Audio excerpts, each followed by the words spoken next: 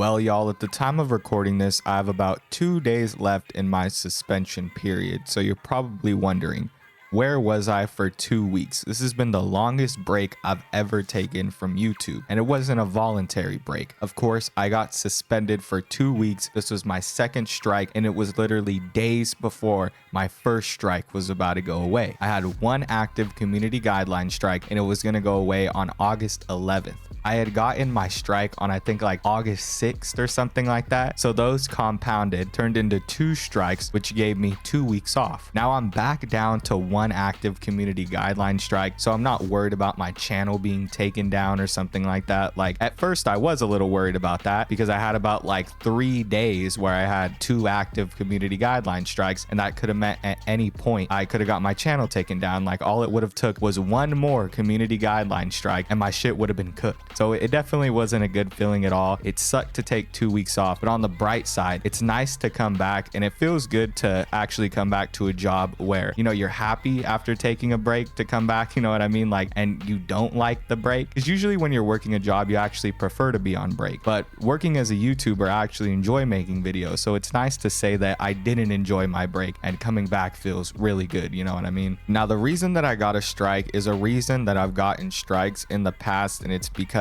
I had a video in my video that YouTube deemed to be a sting operation without the presence of police. This is something that a lot of people who make videos like I make videos run into, and it falls into the category of harassment and bullying to them. They see catching a predator without the presence of police as harassment and bullying. The crazy thing is though, in my video, I've made a disclaimer that you shouldn't do that without police presence.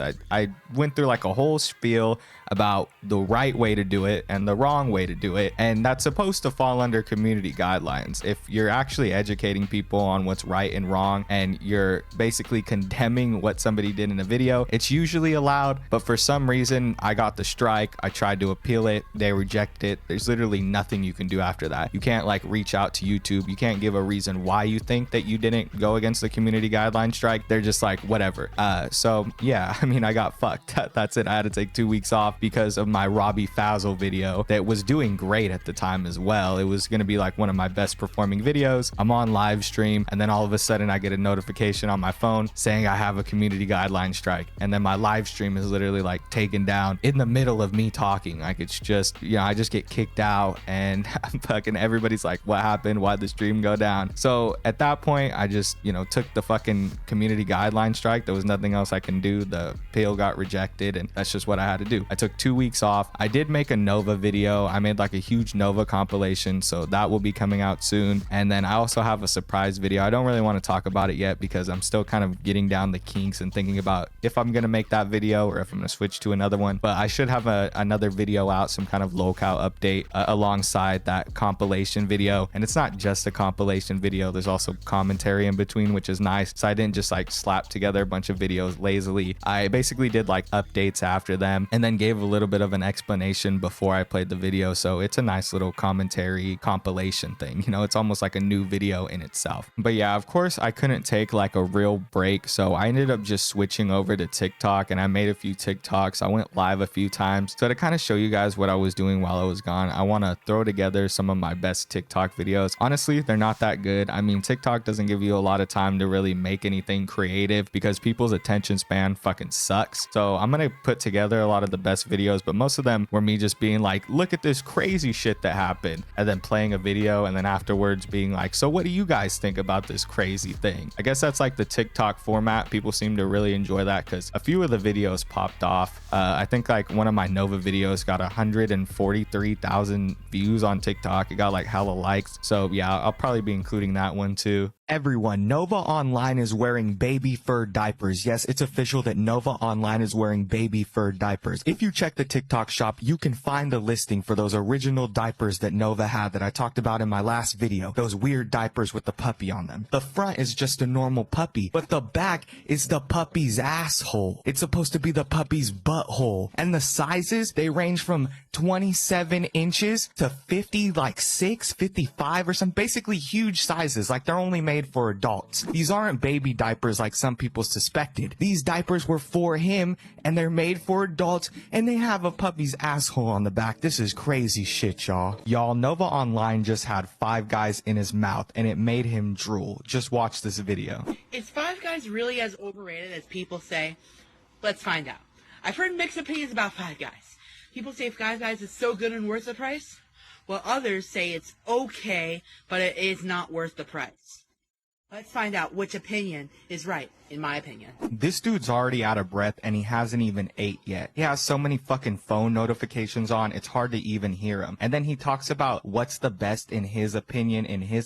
I don't even know what the fuck this guy's talking about. First up, we got the Cajun fries.